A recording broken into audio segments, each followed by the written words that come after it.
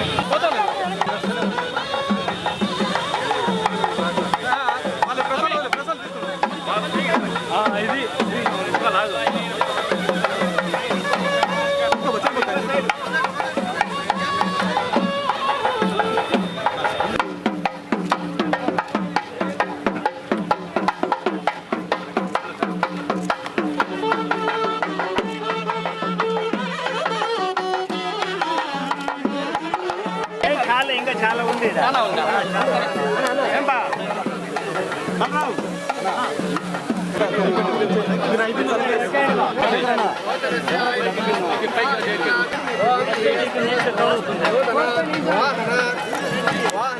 Masala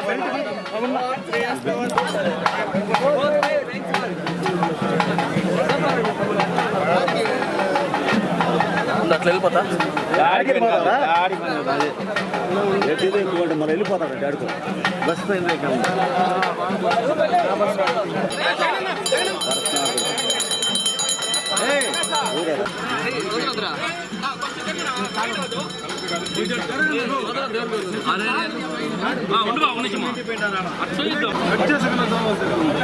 sir ఒకసారి ఇటు కూడా చూడండి సార్.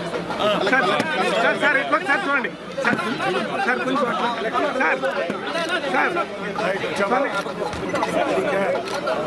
సార్ ఇట్లా ఒకసారి చూడండి సార్.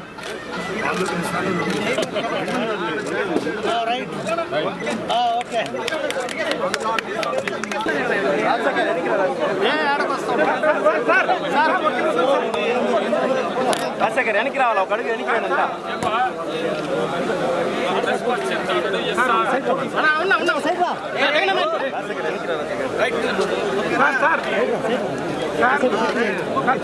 కిందకి సార్ ఒకసారి చూడండి సార్. అందరూ సార్ ప్లీజ్ సార్.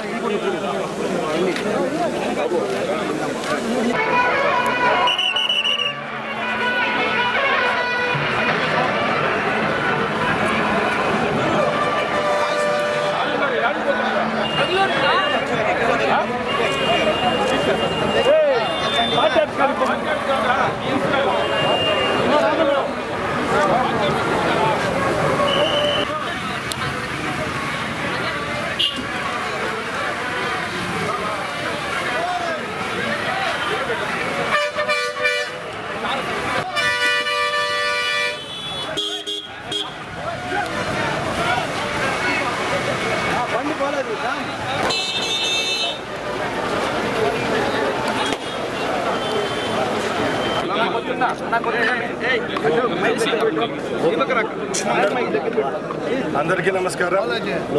ఈరోజు ఈ కార్యక్రమానికి విచ్చేసిన డిస్ట్రిక్ట్ కలెక్టర్ గారికి, అలాగే నా సహచర ఎమ్మెల్యేలు, చిత్తూరు ఎమ్మెల్యే గారికి, పూతలపట్టు ఎమ్మెల్యే గారికి, మా ఇన్ఛార్జి గారికి, దొరబాబు గారికి, మా సిటీ ప్రెసిడెంట్ గారికి, ఇక్కడికి విచ్చేసిన ఆర్టీసీ యాజమాన్యానికి, సిబ్బందికి, ప్రతి ఒక్కరికి పేరు పేరున ధన్యవాదాలు తెలియజేసుకుంటూ, ఇక్కడ జేసీ గారికి, ఈ కార్యక్రమానికి ఇక్కడ వచ్చిన మీ అందరికీ నమస్కారాలు తెలియజేసుకుంటూ, ఈరోజు ఇక్కడ పండుగ వాతావరణం ఉంది. చంద్రబాబు నాయుడు గారు ముఖ్యమంత్రి అయిన తర్వాత ఎక్కడ చూసినా కోలాహలం. ప్రతిరోజు పండుగ దినంగానే ఉంది. నిన్న 1వ తేదీన పెన్షన్లు ఇచ్చాం. ఈరోజు 3వ తేదీన 17 బస్సులను ఇక్కడ ప్రారంభించడం జరిగింది చిత్తూరు హెడ్ క్వార్టర్లో. ప్రజలు ఒకటే గమనిస్తున్నారు, ఎవరైతే అభివృద్ధి చేస్తారో వాళ్లకు అభిమానిస్తారు. ముఖ్యంగా గత 5 సంవత్సరాల్లో ఆర్టీసీ నిర్వీర్యమైంది. చంద్రబాబు నాయుడు గారు ముఖ్యమంత్రి అయిన తర్వాత సుమారు 1400 బస్సులు ఈరోజు ఏపీఎస్ఆర్టీసీ పరిధిలోకి వచ్చాయి. సుమారుగా ఇప్పుడు 400 బస్సులు రోడ్లపై కూడా రావడం జరిగింది. ముఖ్యంగా ఏ ఉద్దేశంతో అయితే ఆర్టీసీని ఆ రోజు స్థాపించారో గత 5 సంవత్సరాల్లో పూర్తిగా నిర్వీర్యం అయిపోయింది. ఒక్క బస్సు కొన్న పాపన పోలేదు గత ప్రభుత్వం. ఇప్పుడు మేము ఒకటే చెప్తున్నాం, మా హామీలు ఏవైతే ఇచ్చామో అవన్నీ సక్రమంగా ప్రజలకు అందే విధంగా ఈ రాష్ట్ర ప్రభుత్వం అయితేనే, మా ముఖ్యమంత్రి గారు అయితేనే చర్యలు తీసుకుంటున్నారు.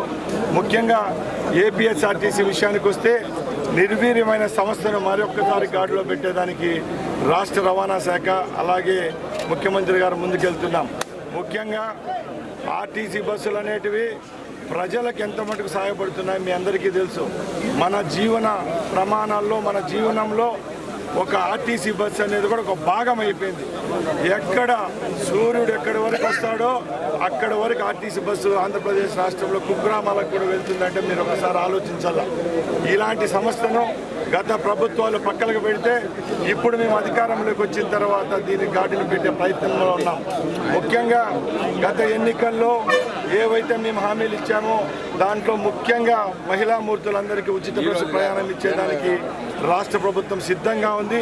అతి త్వరలోనే మహిళా మూర్తులందరికీ ఒక శుభవార్త చెప్పేదానికి మేము సిద్ధంగా ఉన్నాం.